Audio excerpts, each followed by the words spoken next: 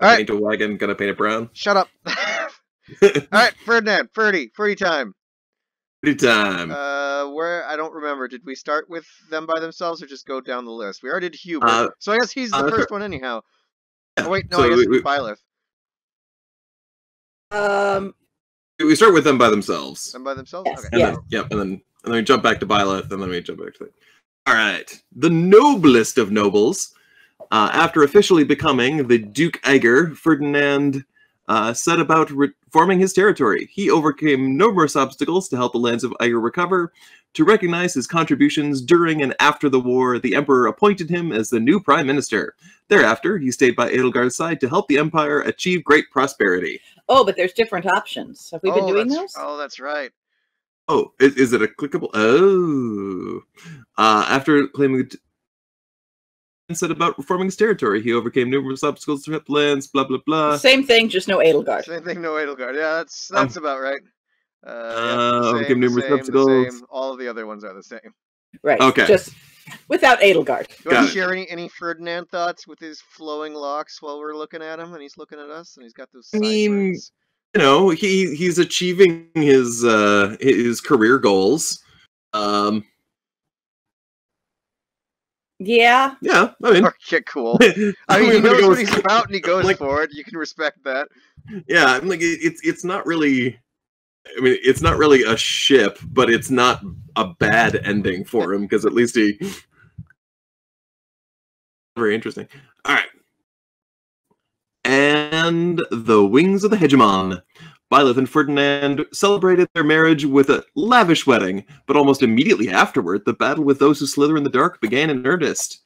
After being named Duke Eiger, Ferdinand overcame a slew of obstacles to help House Hrim and his family's territory recover. At the same time, he fought alongside his spouse for true lasting peace in Fodland. History books extol Ferdinand's success as a lord of his territories, but they do not make mention of the hard-fought battle he endured alongside his wife. Thus, half of his life's work is lost to time. I'm sorry, I zoned out. What was going on? So they got married. It was happy. They had a big party. Then they had some adventures. Whoa.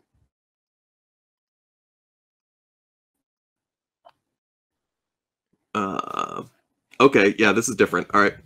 After taking her place as the new Archbishop of the Church of Saros, Byleth announced her marriage to Ferdinand, who had assumed his place as Duke Eiger. Everything else was the same. Archbishop husband. Yeah. Okay, basically, sure. And that one, she's the Archbishop. Okay, yeah. So it's just kind of what the difference with, what happened to Byleth. All right.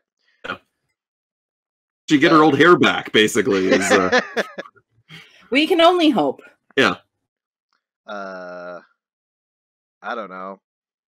Yeah. I mean, on one hand, work for me. No, I just don't buy them. I don't. Just in general. It takes a special kind of personality, I feel like, to happily marry Ferdinand, and Byleth having no personality does not have that. No. Byleth has a personality in some. That's where the well, I lost my thought there. I mean, isn't it? Maybe he was looking at me. Part of the storyline that literally Byleth was a child born without emotions. True. I'm hearing absolutely no positive things, so I think we have to go bad on this one. I think we have to go bad. I'm not even neutral. It's too neutral to be neutral. All right, get out of here, Ferdy. Well, no, continue to be here, Ferdy. Just with continue to be here, Ferdy. All right. With the eternal loner, Bernadetta. After the war, Bernadetta renounced her claim to House Varley. She married Ferdinand, the new Duke Eiger, and the two contributed to relief efforts by instituting reforms across their dukedom. Due to the success of these policies, Ferdinand was offered the position of prime minister by the emperor. He accepted, leaving the management of Eiger territory to his wife, while he worked to apply their ideas to the empire at large. Since Bernadetta did not like to leave home, Ferdinand's life involved a lot of travel to and from the capital, but it is said he always embarked on his return home with a smile on his face. The ending's a little weak. I happen to really like this one. Having done it and having done their supports.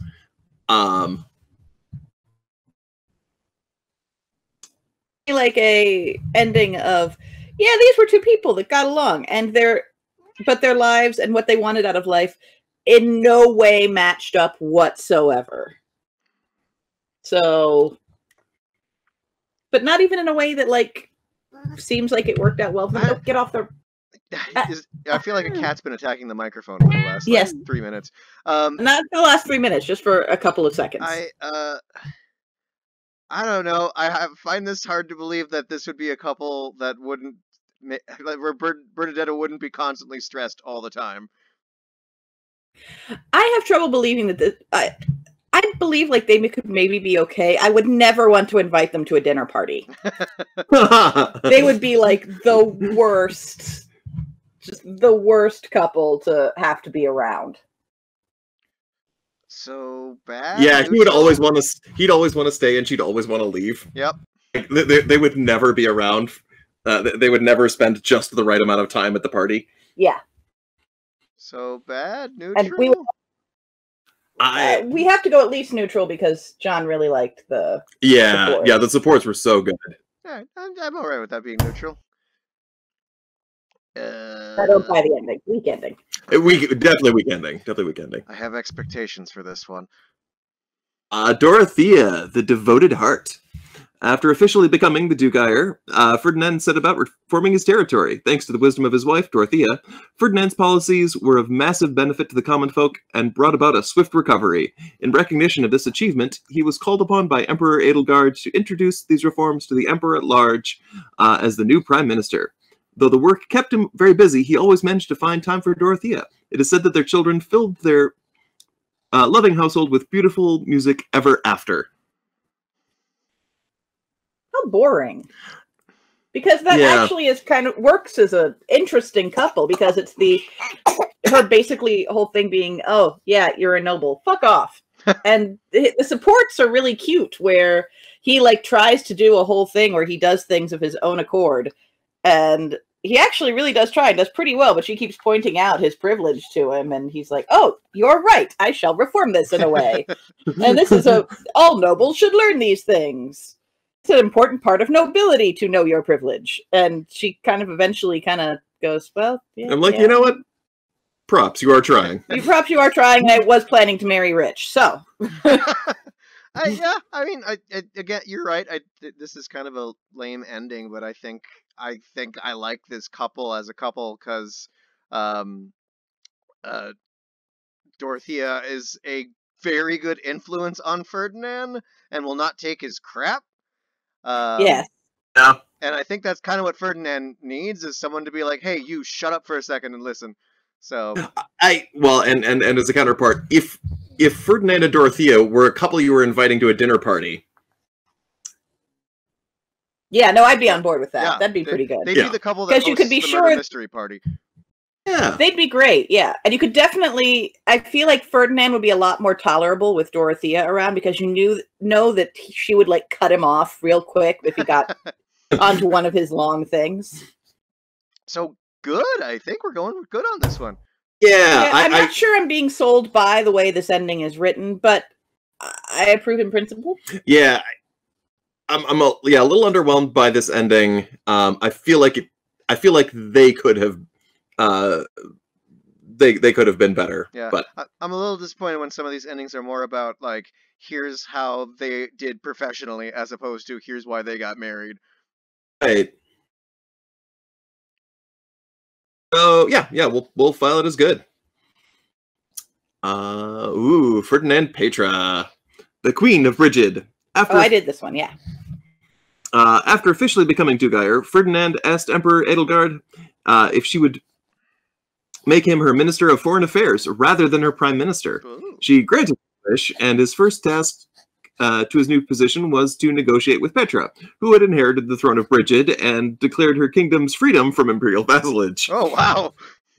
Ferdinand and Petra collaborated to deepen the friendship between their nations and forge a strong, enduring alliance. As a symbol of the nation's friendship, Ferdinand and Petra took up residence together in Nouvelle, on the western fringe of Fodland. It is said that they negotiated for years to achieve this compromise. So did they not hook up? Or did they just hook up in secret? Yeah. What's the church version of this one? Because that's the one I did. Hi, cat. Does that change? It must just have changed changed a a little. little bit.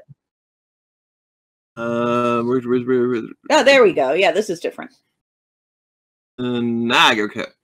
He reached out to Petra, who had inherited the throne of Brigid, and she agreed to send resources for the relief effort. At the same time, the two continued their private relationship across borders, and when Eyre territory had recovered, they married. Oh. Ferdinand relocated to Brigid with his queen, and the pair worked tirelessly to improve diplomatic relations.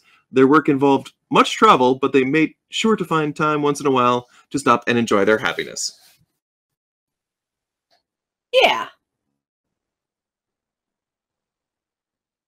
It's a better ending than we've seen.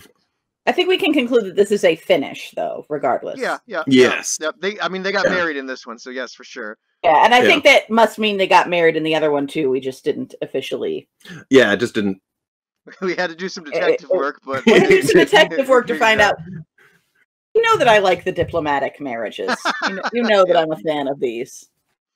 And they had pretty cute anti-imperial or learning about anti-imperialism supports. Yeah, it's another good someone who can help Ferdinand to grow. Yes. I also like how in this ending, Petra's just like, Brigid's independent again, peace. Yeah. Yes. All right, so I think I'm okay with this one being good. Yeah, this is good. Yeah, this is good. I'm not, like, Brigid, good enough. Yeah, good enough. Brigid's independent, but I still get, some noble D, so. Wow. He is holding the baby as he says that. Curious, yeah. Okay, I mean, all of these but come on, that's how Petra would view it. It's not how she would say it, because that's not an, because that's an idiom, and therefore. So, the benevolent soul, Mercedes. After the war, Mercedes traveled to Ferdinand. Went back to New York. Oh, yeah. To pay a visit to her adoptive father. Though she introduced Ferdinand, she left out the small detail that they were engaged to be wed. Married in secret, Ferdinand and Mercedes worked together to reform the new Eyre's territory, and the effort was so successful that the Emperor Edelgard named Ferdinand her prime minister. It was a busy life for him indeed, but he was known to say to his government colleagues, coming home to a smiling family made all the hard work worth it. Wow, that is actually like a very sweet, totally like upper middle class suburban white bread ending. Which is for the perfect two, for the them. two of them. Yeah, like let's see, there's some differences here. It was a busy life indeed, but he was known to say his government colleagues coming home to a smiling family made it all the hard work worth. Same deal. So it's not that different. That's all pretty much. All right. Yeah, basically. Is Edelgard still alive? Is really the That's and is he the prime minister or is he something else? Yeah. It's a perfect eating saltine crackers on white bread sort of relationship. It is. This is another one where it would be no.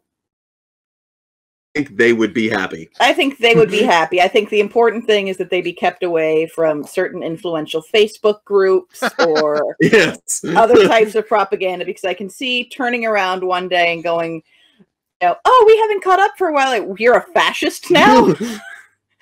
But or they get deep into multi-level marketing. Yeah. Yeah. I mean, I can definitely. I mean, let Mercedes have her pampered chef parties. That's fine, but let's not go too deep into that. We've decided to flip houses for extra income. So this sounds like low good. Yeah. I would be perfectly happy with them having this ending and us never having to see them again. Yes. But you still wish for everyone's sake that like Dorothea still comes over and just kind of keeps them honest. Yeah.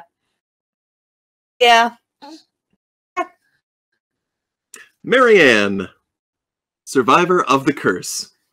Ferdinand announced his engagement to Marianne just after becoming the new Duke Eyre. While he got started restoring his territory, Marianne returned home to study politics under her shrewd adoptive father. When she returned to Ferdinand's side, they were wed, and with her new skills, she proved herself to be an asset to the rebuilding effort.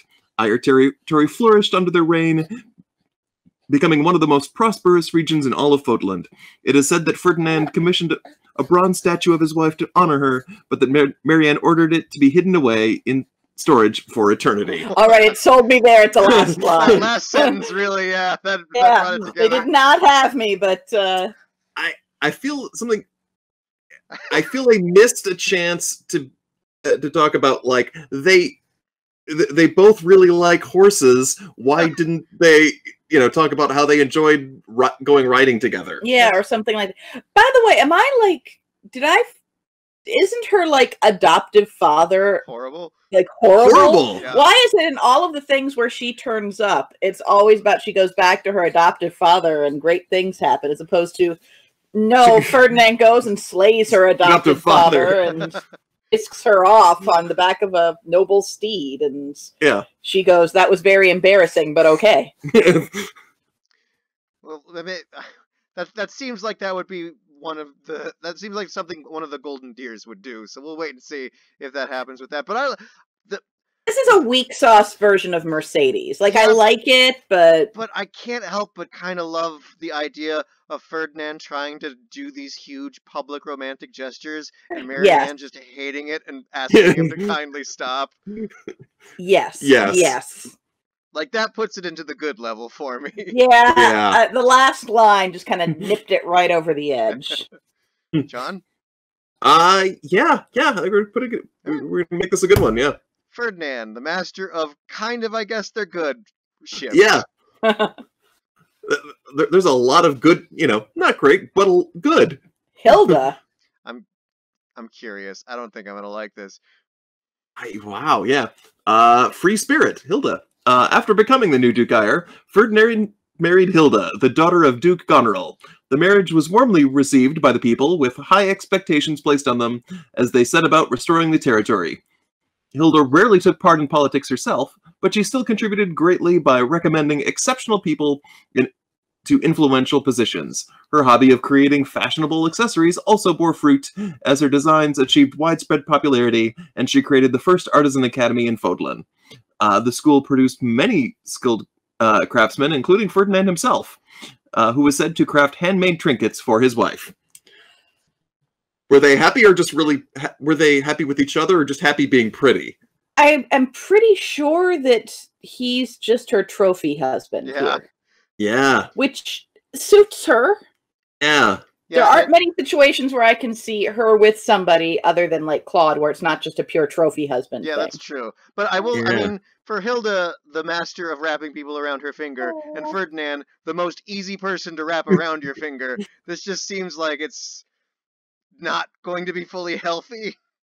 No, not Yeah. healthy, but I feel like Ferdinand would be this one. Like I can see walking away from this dinner party going, well, they seem to make it work.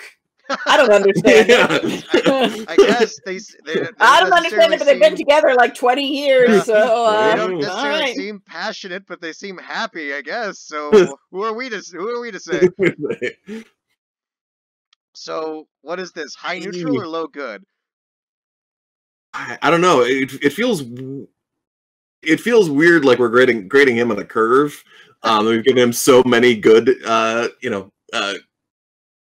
good answers. But if this were, I'm trying to think of some of the other like straight up high neutral answers that we've given. I'd give it neutral. I wouldn't go high neutral. I'd go just I'd be level. okay with Yeah, neutral. let's give it a neutral. Yeah. Neutral. The middle. I feel like we need to have a stat counter at the end of this. Oh, sure. Yeah, absolutely. Ooh. All right. All right. The slumbering princess, Flane. Ferdinand married Flane just after becoming the. We're just jumping right in. That's just that sentence is still. Yeah, I know.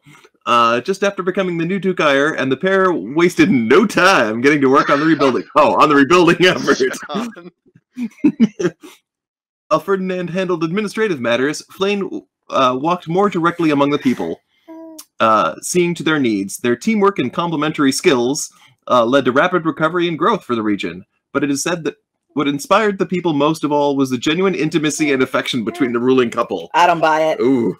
Nope. What? what were these guys' supports like?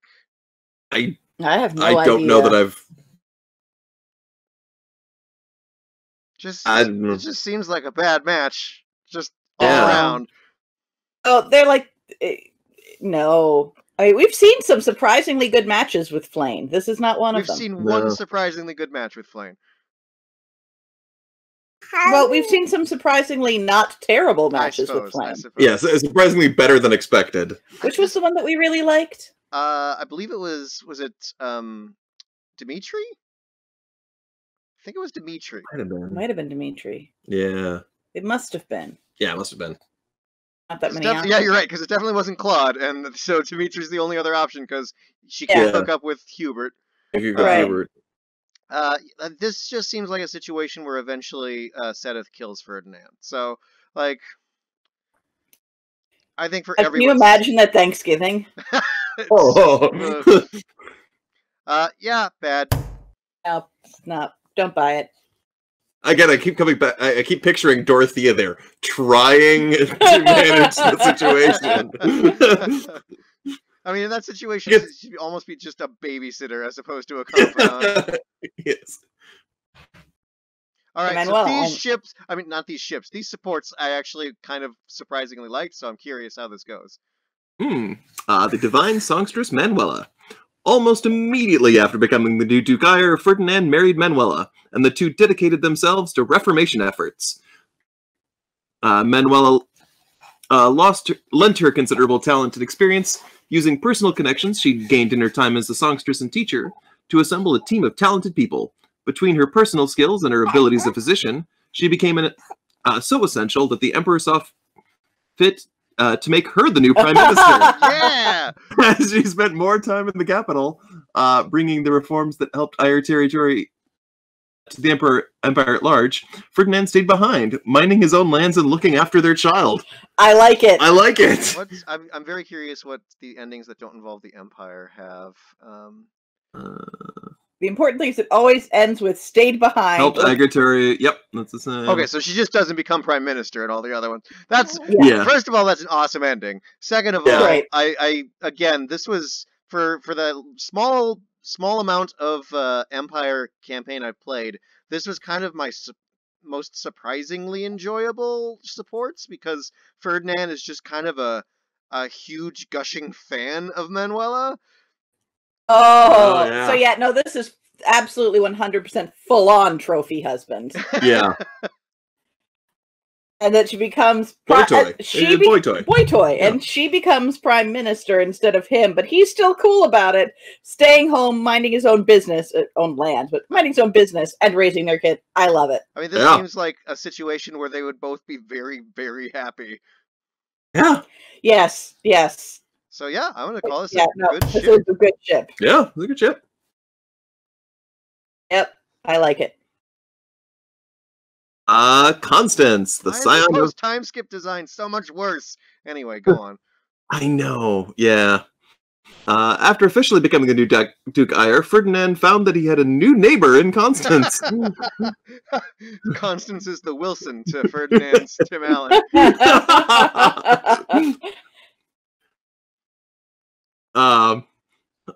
Although if she's talking outside, then she's in her depressed voice. That's true. That's pretty funny. Whose revived noble house was granted the old Hrim territory for its domain. It was a prescient move by Emperor Edelgard, as Ferdinand and Constance were quick to marry and merge their adjoining territories. It's like, well, that's awkward. Let's just get married and make it all one. The couple's diverse talents helped them overcome countless obstacles together in pursuit of a restored land and a new social order for the Empire. I could see this being a weirdly evil couple. Oh, yeah. Okay, this is actually a very different thing. After becoming new Duke Ire, Ferdinand found that he had a new neighbor in Constance. His restored noble house was granted the old Hrim for its domain. They were married in short order, and their adjoining territories were merged. The couple's diverse talent helped overcome obstacles. They had many children, include one who became well known in her own right for the advancements she brought to her mother's research. For generations thereafter, House Nouvelle stood at the forefront of magical progress. Huh. See, I see that end because this ending is literally the first ending was literally like it's a political marriage, no love. Whereas this one is like, okay, yeah, they do still kind of like each other. I can see how they like it. This one is sort of a like, yeah, but I think I might like the Black Eagle one more because I think it might be a lawful evil marriage. Like, I can see her, this whole thing of overcoming countless obstacles in pursuit of a restored land and a new social order for the Empire. Like, I can totally see Constance, like, full on going into, like, massive oligarchy. And possibly, like, reinstating full-on feudalism. And Ferdinand just kind of going along. It's like, yeah, all right. Still great to be a noble. The other one is better. Yes. is better for them. This one is more interesting. I still don't necessarily know if I like this couple, though. No, I don't think I do, but I'm just saying. Yeah. So, are we going to say bad or neutral? Neutral.